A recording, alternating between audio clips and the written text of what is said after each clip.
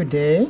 My name is Samanane Jim. I'm here at the request of Venerable Samphone from Watarun here in Bangkok. Our guest today is Samanane J, and he is here from Knoxville, Tennessee. Good day, Jim. Jay, how are you today? I'm doing good. Good day, Jim. And how old are you now? 19. 19. That's very amazing, by the way. Well, I don't know about that, but Well, at 19, probably not. From my age at 70, 19 is a long way away. But interestingly enough, at 19, I did have questions that were completely unanswerable at that time, which is 50 years ago in the West, and that the opportunity of Buddhist studies and Buddhist tradition and Buddhist meditational practices were simply unavailable. Yeah, Buddhism, maybe starts coming into the really highest intellectual circles at the turn of the century, but certainly doesn't become popularized until at least the 50s. I think that's completely true. In fact, when I began studying Buddhism in 1969, in a traditional way, I could read every book on on Buddhism that was written in English in about 3 months.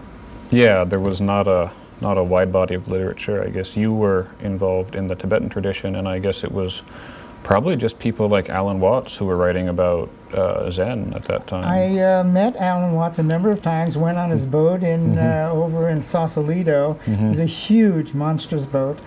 And he was a genuine character and a good man, by the way. And he helped the Tibetan Lamas out in Berkeley with a number of events that he held and fundraisers that he held for them.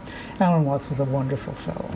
Yeah, read a little bit of his work, not much, but well, certainly his book was addressed to the public, Sangha, but his early philosophical books were very technical. I mean, he was a very learned fellow that turned into a very interesting hippie. And his houseboat was just a museum of strangeness. I imagine. Okay, so you are now a Samanane monk here in Thailand, and we were talking earlier about the different traditions and the how different people deal with these traditions differently, certainly coming from different cultures as we have, and how they have changed, let's say, our mind and our perspective about the things that we do and the decisions that we make. We just began starting about the mystical application of the meditational practices as contrasted to the academic or the, let's say, traditional Pali interpretation of the text. And let's continue on with the mystical application, which is something that you asked me about early on, about how you basically have noticed that the differences between them. Could you actually help or explain how you perceive the differences between a mystical or spiritual application of the Buddhist teachings and a traditional application? We could say, without qualifying it, that the mystical application internalizes the tradition. And this is true in mystical religions, or in mystical sects of religions, all across, any religion that has a mystical sect probably started off by internalizing a tradition. The early pre-Buddhist mystics in Hinduism, what we would know later as sadhus, but were actually called shramanas, were internalizing, Vedic fire sacrifices and saying, well, maybe we can do this in a meditational context and in a mental context and not actually sacrifice these horses. So I think that if you're going to talk about a mystical tradition, you first have to understand what we would call maybe, I guess, the traditional religion, and then you can kind of see the relationship. And how are you deciding to do that yourself? Maybe to an extent. I'm somewhat critical of some mystical traditions.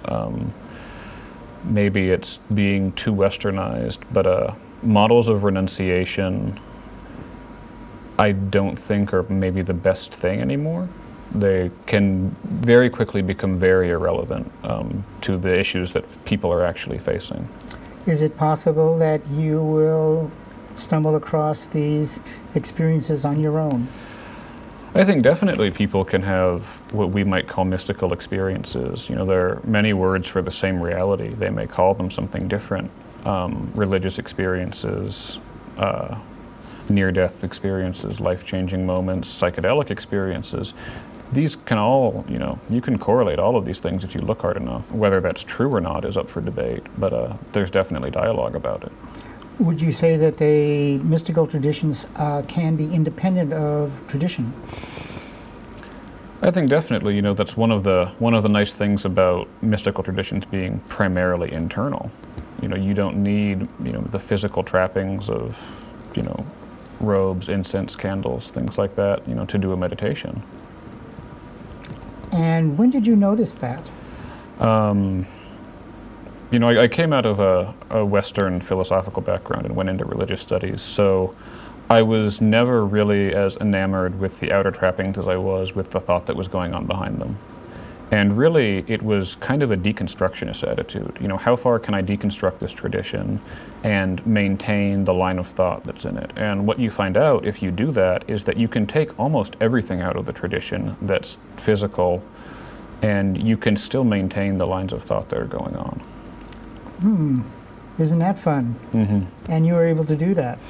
Well, I've never, you know, I don't want to claim that I'm, you know, some sort of heightened spiritual person at all, but I think that anybody can. Why not?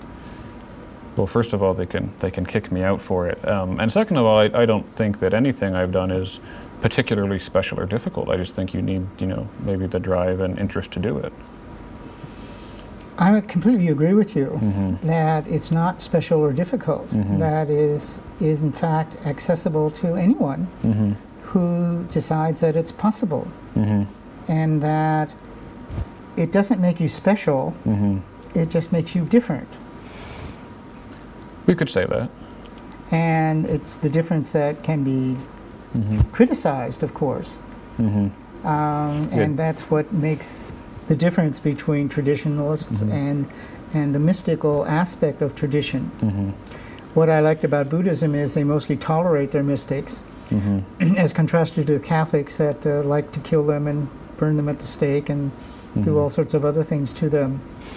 Yeah, definitely. There's always somewhat of a conflict when a mystical tradition that's in the process of deconstructing a religion has normal encounters with the traditional religion. You know, this is one of the reasons why in dharmic religions, you know, Buddhism and Hinduism, renunciants aren't normally living in society. They're sequestered to some extent. And generally, the more radical we might say, the farther away they are. You know, sadhus don't live, you know, in suburbs. You know, and they don't live in suburbs for a reason, because they wouldn't be accepted.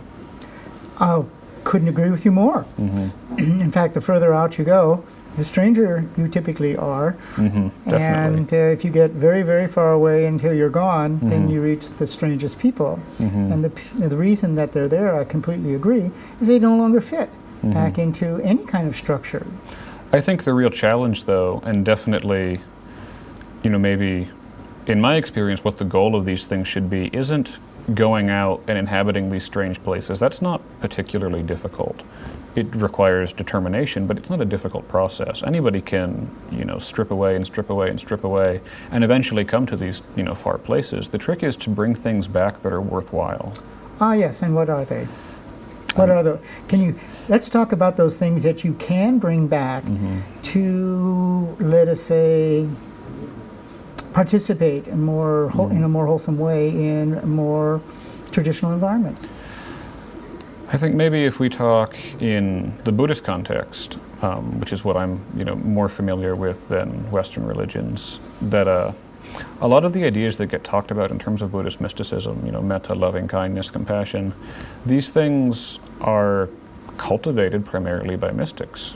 You know, there's definitely, at least in Mahayana, a very big divide between monks who are called meditation monks, who are, you know, basically mystics, and scholastic monks who are involved in the upkeep of the monastery, you know, learning texts, things like that. And the insights, especially the insights that Western people seem to like, all come from the mystics. Completely agree. And they're the biggest problem for the traditionalists. And what I like about Buddhism is the traditionalists, and it has a history of tolerating their mystics. Yeah, definitely. It's I'd say maybe some sects are more, that have a mystical tradition, are more maybe open to it. I think it might be difficult to, take a Tibetan yogi, especially one who might be involved in left-handed tantra, and put him down in a Thai monastery. But yeah, I think that would be a difference. Although I found that there are people in Thai monasteries that you can see that value that and are still part of a monastic environment. I think also that these people don't have a personal connection to that and miss it. What I do think is that they notice it, and they notice the differences. Yeah, definitely. I think no matter, maybe a personal perspective, that even if somebody is not part of your tradition, you generally have an idea that they are doing something possibly similar to what you're doing. Okay, and how do you notice that? I mean, what do you notice when you notice that? What is the most obvious? I would say the most obvious thing is that they're either externally and vocally, or at least internally, rejecting the tradition. Yes, if the traditionalists like you, you're probably not a mystic. Yeah, that's something we might say. Another thing is, I found that they laugh a lot. They're happy. Okay. I've noticed that they can be happy standing in the middle of a room with nothing to do. And they don't have to have something that, let us say, supports or encourages the happiness. Their happiness, they've discovered that happiness is part of their initial choice. And that is an obvious thing to see. You can tell when someone's disappointed or nervous or frustrated or anxious or guilty or having to live up to their vows or something. You can see this very easily. And when you look at a mystic, you see none of those things. Yeah, definitely. I think that there's a different attitude. Mystics are generally not in it for a cultural reason. Another is they're mostly present. They're not worried about the future. What people think of them isn't a problem. One of the things in the mystic says, what people think of me is none of my business. I think that might be what we can call a middling state. A what? A middling state, where there's a point where that's very important if you're trying to, go to what we call these strange places. But there's a point where when you're bringing things back to people, you teach to who's available to you, and you can take anybody and yell mystic truths at them all day that you've learned through long periods of introspection. But if you're not teaching to the level of your learner, you're not really doing anything. Isn't that what the Buddha said? Some sects say so. Yeah, the ones that I value say that exactly. Now let's look about loving kindness, which is certainly what the Buddha emphasized as, I think, the best application of your meditational practices and of Buddhism itself is the application of loving kindness. Right. And it's something that you mentioned earlier on, so that you know that about Buddhism. Yeah, definitely. It's we study different styles of what we might call metta meditation or metta meditation in different traditions, and it's present in most of them. Some sects of Chan, the Chinese for Zen, don't have it, but I know that at least in the Thai and Tibetan traditions, it's focused on. All right. What about the Christian tradition? We're both from Christian country, which is America. Yeah. And that certainly Jesus was someone who actually appeared to live loving kindness as an application of his spiritual awareness. Would you say that was true? I I think what we can say about the historical person Jesus is that that was definitely part of his teachings. You know, as far as any metaphysical claims about loving kindness's properties, I don't have any. But I can say that, you know, this is a pretty pervasive thing in a number of traditions that all sprung up around the same time. I completely agree. Mm-hmm. And it seems to have relevance for the entire history in a number of different ways. Mm-hmm. Oddly enough, they don't seem to be getting along. And that's one of the things that I think is important for us, you and I, to remember, is try to help people get along who actually have the same values. Yeah. Which is loving kindness. Definitely. And it point out the fact that actually we're trying to do the same thing and that we should work together as contrasted to being in conflict. Mm-hmm. And I think that that is one of the applications of Buddhist teachings that is hard to see, certainly, and it's something that you've criticized, and I think it's something that we have to possibly be responsible for this reason. The people that have the ability, actually have the responsibility to actually do this. And it's not just knowing, but if you know and don't do you really know? Yeah, that's definitely my main criticism of any religion that, you know, promotes renunciation, is that if you spend all of your time as a renunciant, maybe you got something for yourself, maybe you didn't. I'm tempted to say you probably didn't. Well, yes, if you figure it out, then what do you do? And most of the time, if you're not doing that, then have you actually figured anything out? Yeah, that's you know, basically my criticism. I completely concur. That is my criticism also. Although trying to do something is has been a problem for me. I think one of the reasons that can be an issue is that you, or not you specifically, but you know, the people who are engaged in these mystic practices go out and they find these things and they try to bring them back to their own traditions, and the traditions aren't receptive. Well, certainly Plato did that in his Parable of the Caves. You know, it's a good way to die. Yeah, you know, the tradition, you know, isn't receptive of, you know, they may tolerate the mystic lifestyle, but, you know, any sort of reformation based on mysticism, you know, it doesn't really occur. Has it ever occurred? Not to my knowledge, but I'm definitely not an expert on the subject. Well, I'm not an expert either, but I haven't seen any application of a mystical tradition that was adopted in any significant way. And I think, you know, maybe the solution there is to take these, you know, mystical truths we might learn and apply them in a secular context, because that's really what I think they are. And my feeling is that many people are actually doing that without having gone through the same kinds of training and the same kinds of discipline that we've gone through. They figured it out actually much quicker than we did, or have. Oh yeah, definitely. You know, mysticism is not the only, what we might call, vehicle, to use a Buddhist terms, the only vehicle, you know, to these truths. They're, you know, known intellectually. And there's a long tradition of people in Western thought who come to the same conclusions, who maybe don't have the same platform to speak on, though, because they're not part of a tradition.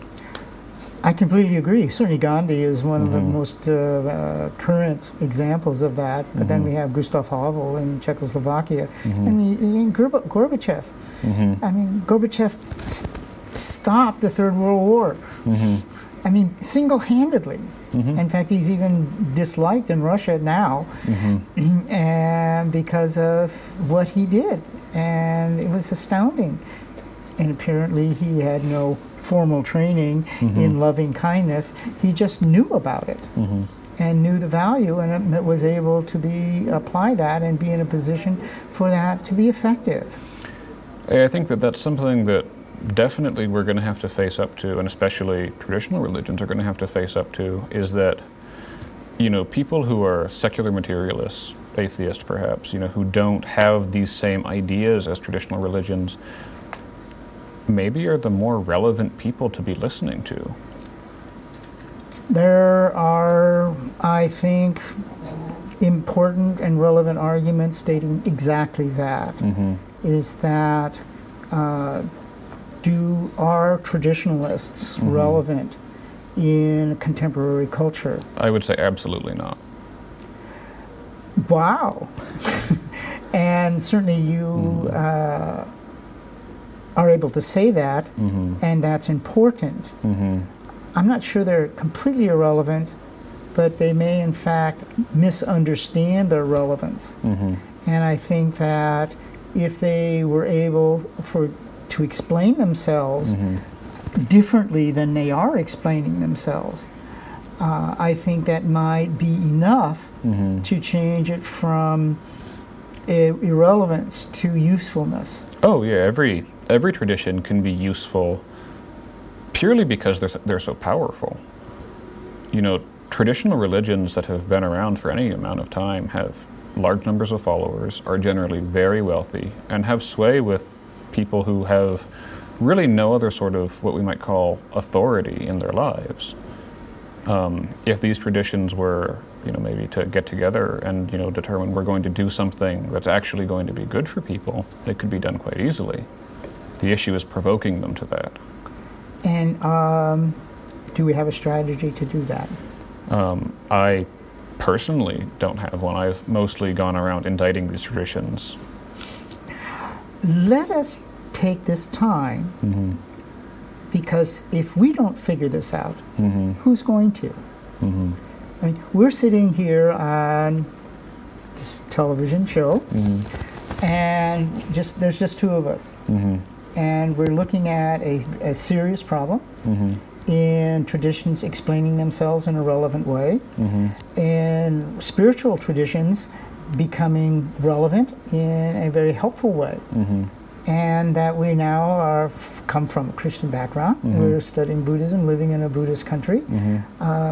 And is it possible to figure that out? Possible to provoke spiritual traditions to do things that are relevant? Yeah, exactly. I would say not without relinquishing their status as spiritual traditions, or at least relinquishing the idea that there's some sort of absolutism inherent in that. The vision that I have in mind is the Tiananmen Square, when the fellow stood in front of the tanks. If the tanks aren't an example of tradition and their power in the world today, and how they could either be useful or not useful, and a single person standing up in front of all of them and actually managing to get them to stop.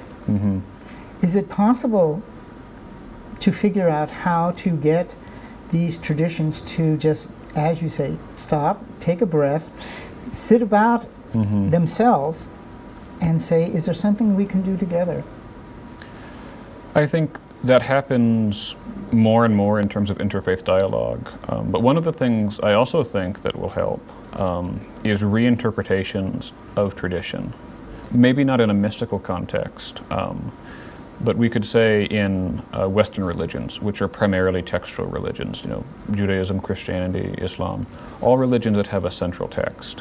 And tradition comes from certain interpretations of that text. And maybe the traditions that we're speaking against are traditions that maybe take it more literally. And this is true in Eastern religions too. You know, the Pali Canon is, if anything, a much more formidable text than, you know, the Christian Bible or the Quran. It's certainly much longer. Certainly. Indeed. Yes, and hundreds of pounds. Yeah, I've actually never seen a complete collection of it before. I understand it's quite long. Actually, there's a temple here that have all of the Pali Canons written down in marble. It's a huge building. Really? And certainly there's value and virtue in that.